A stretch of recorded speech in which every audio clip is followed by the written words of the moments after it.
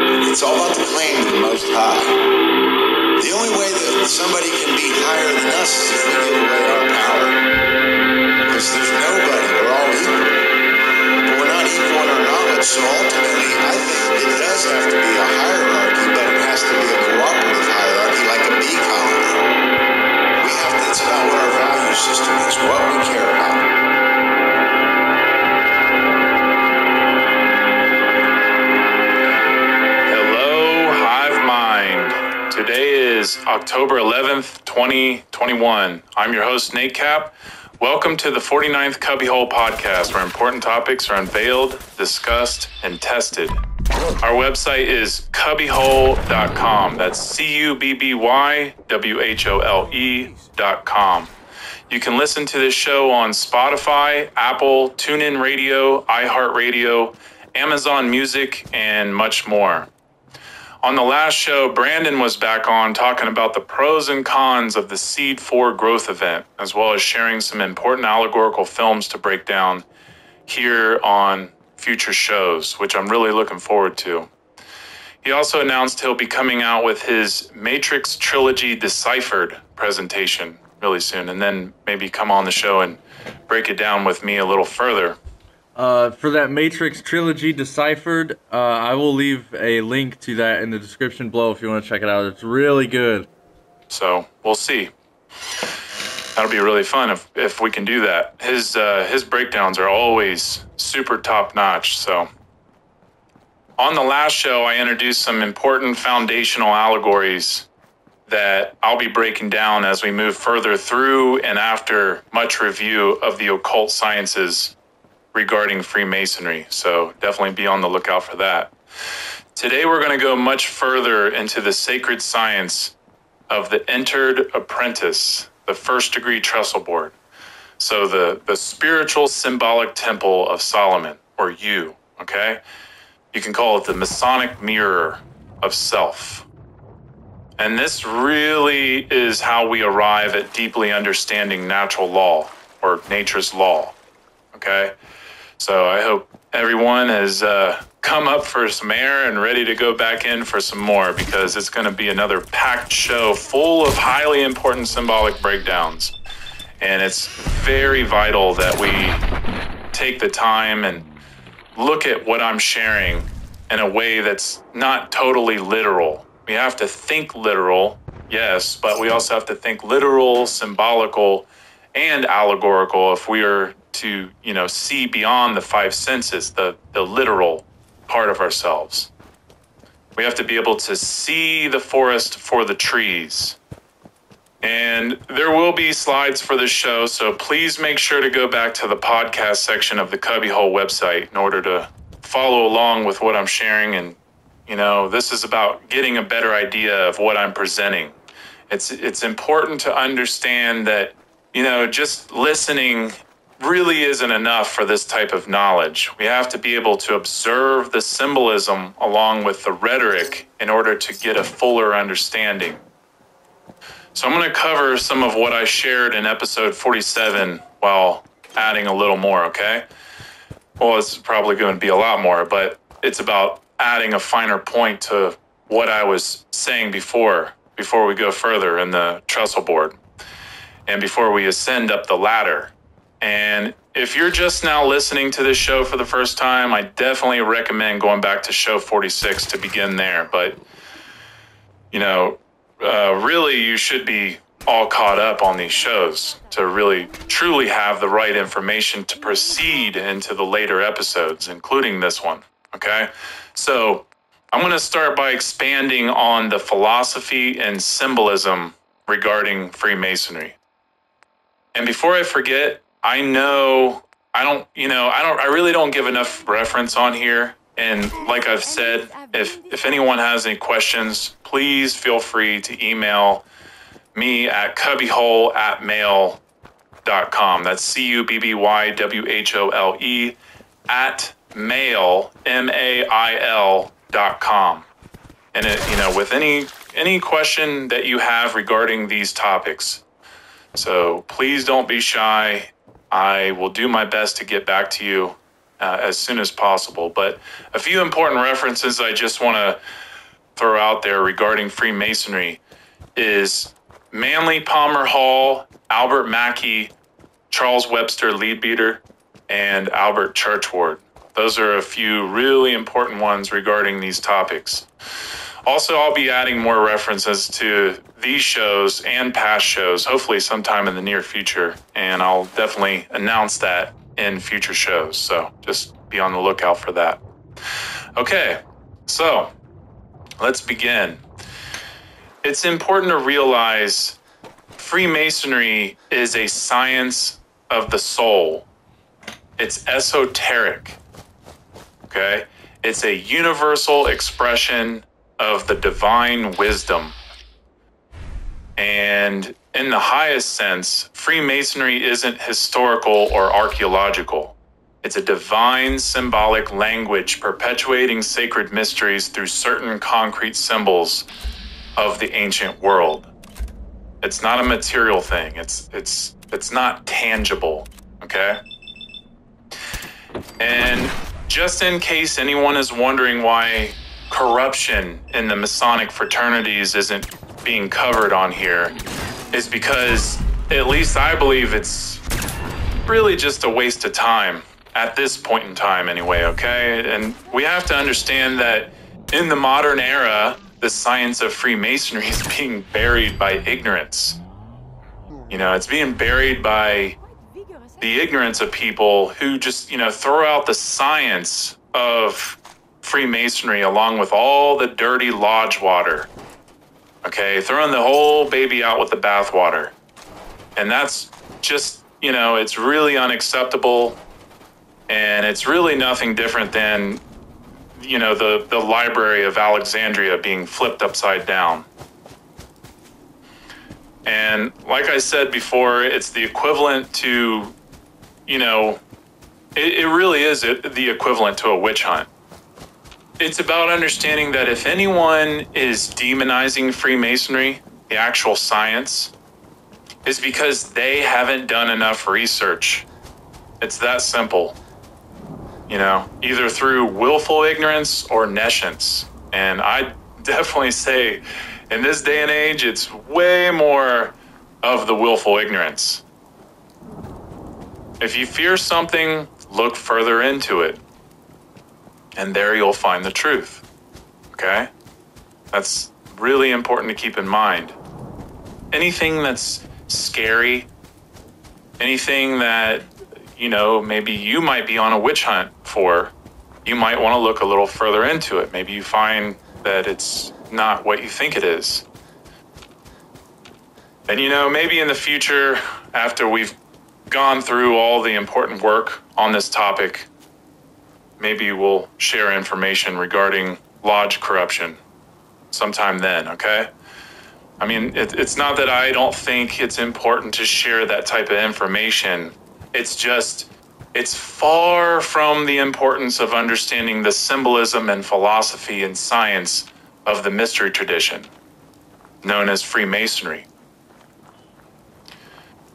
To study Freemasonry without realizing its beauty or its depth, and the spiritual faculty of its philosophy, we really can't ever gain much permanence from it. We can't really understand how it's the spiritual key to the unfoldment of our soul, of man's soul, okay? Manly Palmer Hall said, "Today, it seems that the plan is lost.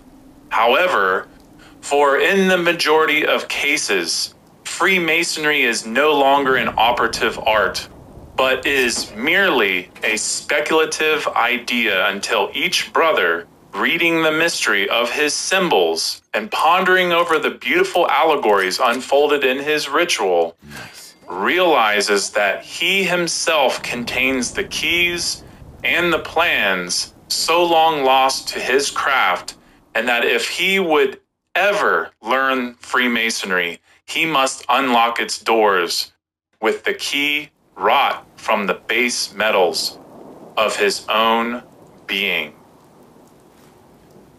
And how I would translate this is that the answer we are in search for is within us.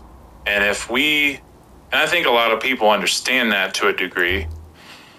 And, if we cross paths with Freemasonry, we have to, piece its craft back together in order to remember ourselves. We have to piece all this science back together in order to have the pieces to combine back together to remember who we truly are. We must carve out the truth from within with the tools, the geometer's tools, with the knowledge we gather regarding Freemasonry.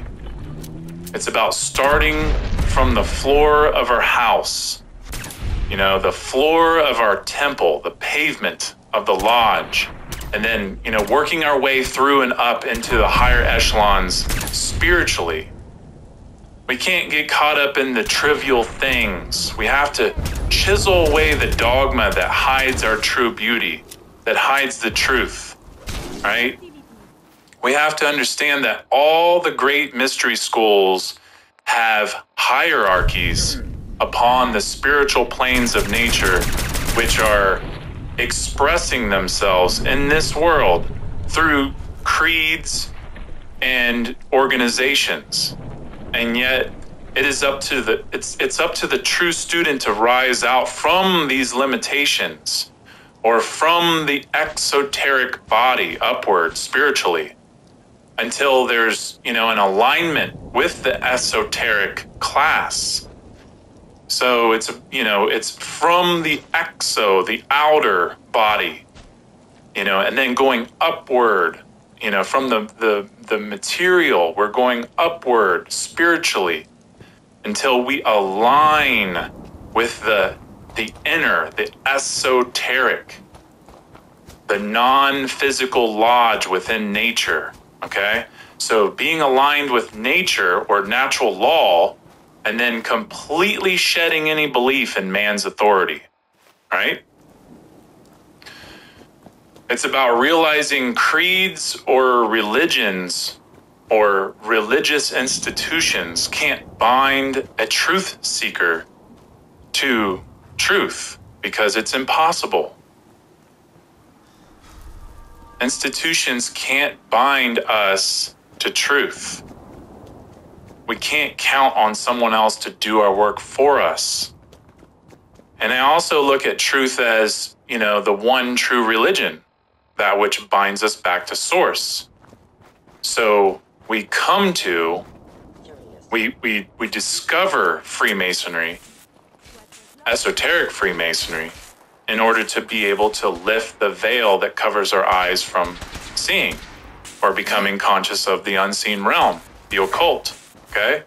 The realm of the natural laws within creation. And the symbols that we learn are the pieces of the gateway in which we discover more and more of, what the master builder is.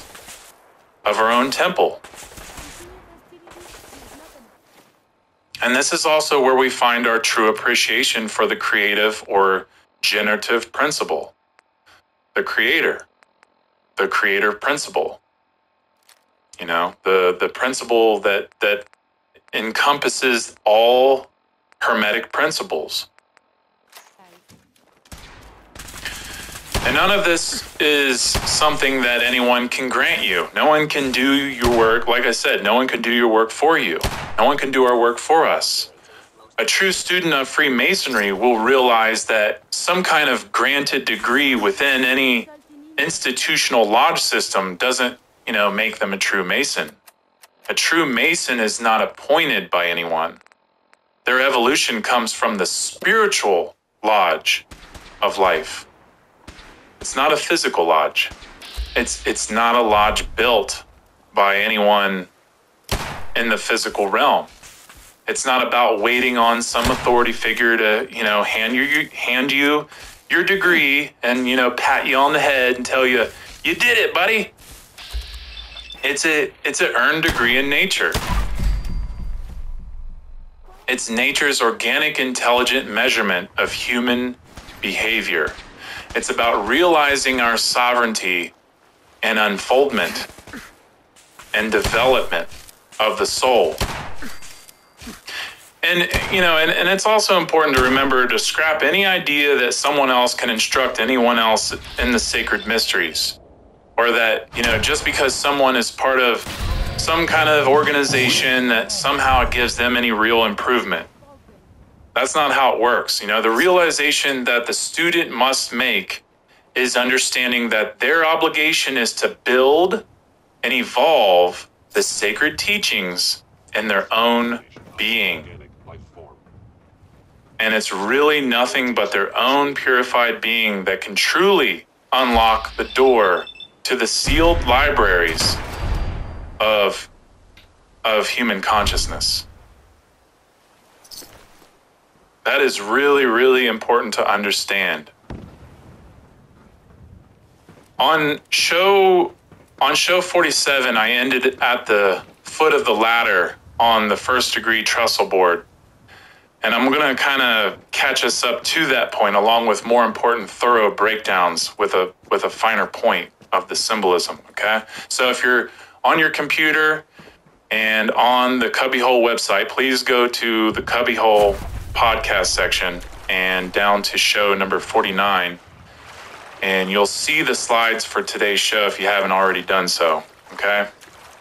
Just try to follow along with those slides because there is so much, and that's another thing I'm trying to work on is making sure that I am letting people know when I'm going to be reading a slide. So I will try to be better at that as well. And this is such a big learning curve for me, just learning how to do all this stuff. It's like learning all the information and then learning how to present it. It's, you got to start somewhere, and I'm really glad that I have. It's really been an interesting journey so far, and I'm really hoping that you guys are inspired by all that I've shared so far. So looking at the slide of tenors and vehicles, now we started off by talking about allegory and how it can be understood by something as simple as the metaphorical tenors and vehicles. The idea that a vehicle or character as an aspect of the self will describe the tenor, which is the hidden idea or concept, okay? The underlined idea, that's what it is. So if we pay attention to a particular character and their behavior and relation to the story, there's a potential that we may unveil a hidden meaning, aka the tenor. The tenor is the hidden and discoverable idea behind or in the vehicle. And then the vehicle embodies the tenor as the analogy, right?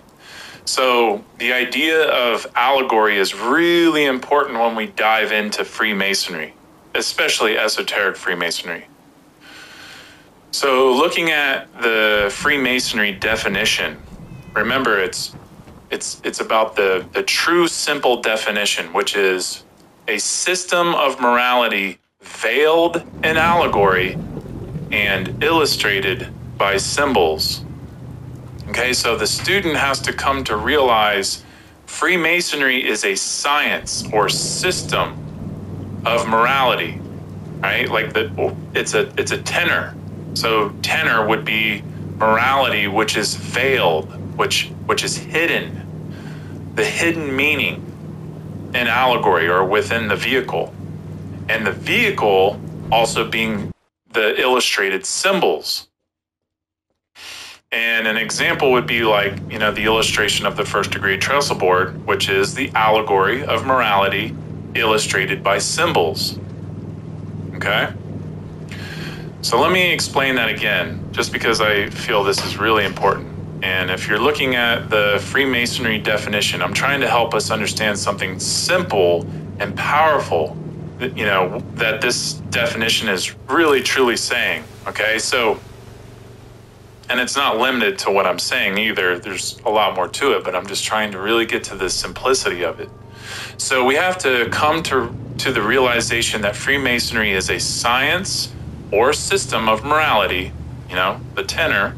So tenor would be morality, which is veiled, which is hidden, the hidden meaning. Natural law is hidden in reality, okay? In allegory or within the vehicle. And the vehicle also being the illustrated visible symbols and stories, okay? And the example would be the illustration of the first degree trestle board, the entered apprentice, which is the allegory of morality illustrated by symbols, right? That's what it is.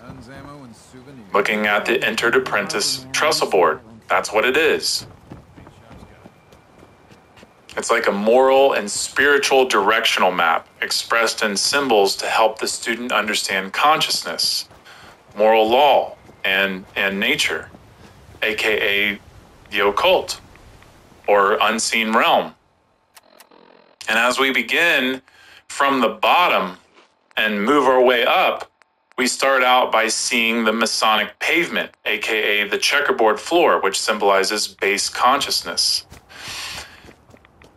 And when we consider the entire room of the first degree trestle board, this lodge is likened to a temple of humanity.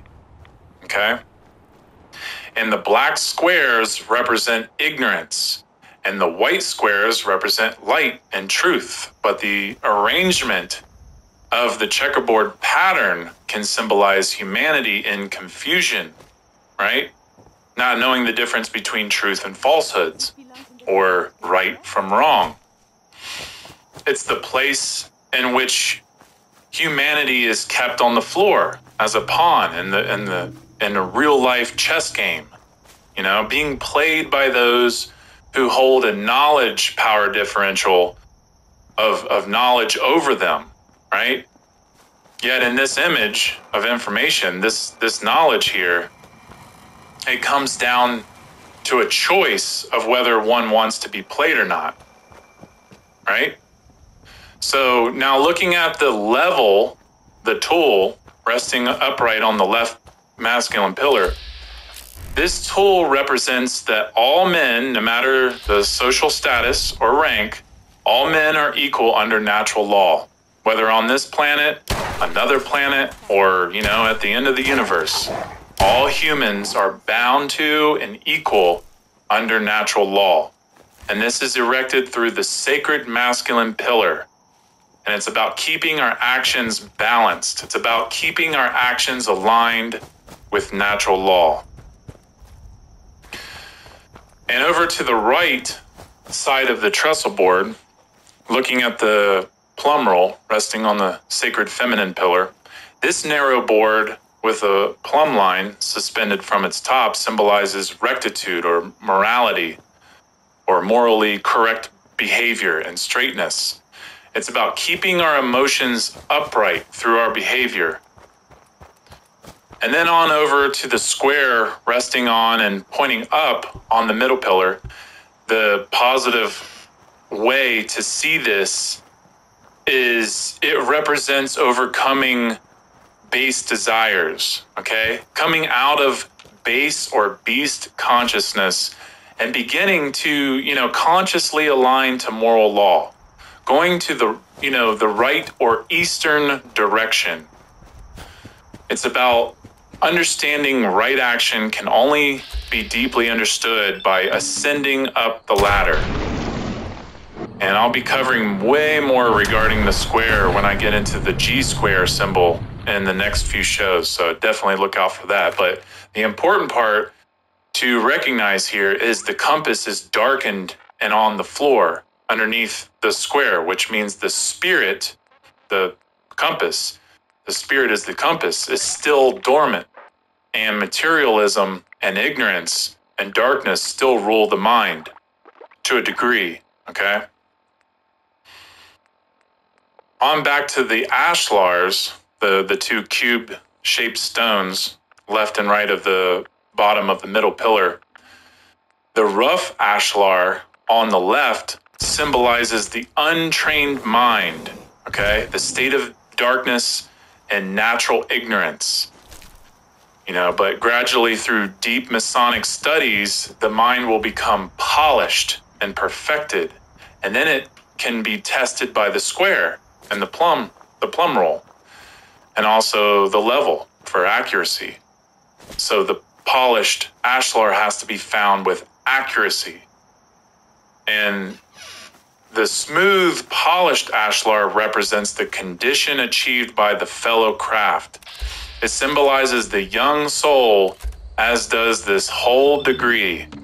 It's about polishing our nature in this life and every life that follows. It's about coming up from our ignorant state where we're, our natural ignorance, where we're in the dark, we're young, and then polishing ourselves to become our better versions of ourselves, okay? Now I'm going to go ahead and take a short music break, and we will see you on the other side with more knowledge regarding the... I'm going to take a break right there. Oh, wait, hold on.